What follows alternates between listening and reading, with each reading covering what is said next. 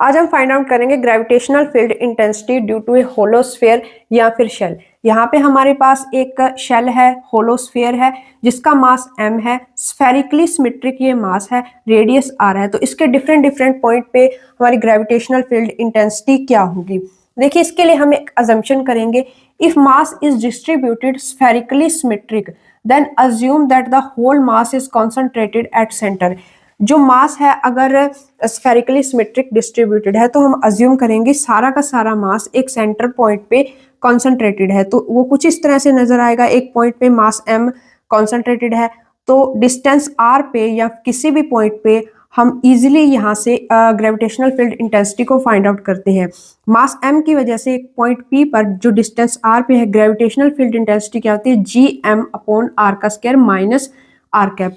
तो उसी तरह से आउटसाइड, अगर जो हमारा पॉइंट है आउटसाइड है, मान लीजिए यहाँ पे है कहीं पे, इसकी डिस्टेंस r है, तो हमारी ग्रेविटेशनल फील्ड इंटेंसिटी है वो gm/r²। इसी तरह से क्योंकि मास m को हमने मान लिया एक पॉइंट पे वो कॉन्सेंट्रेटेड है, gm/r² minus r cap. Surface, अगर वो पॉइंट सरफेस पे है तो यहाँ पे r हो जाएगा वो, तो इसमें जस्ट r पुट कर देंगे, r² minus r cap, gm/r² minus r cap.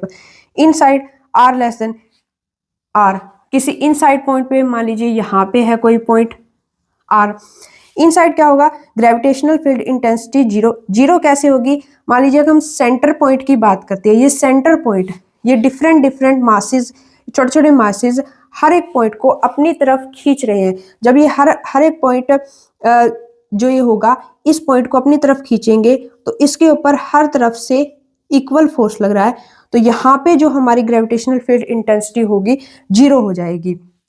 इसको हम यहाँ से ग्राफ से भी समझ सकते हैं।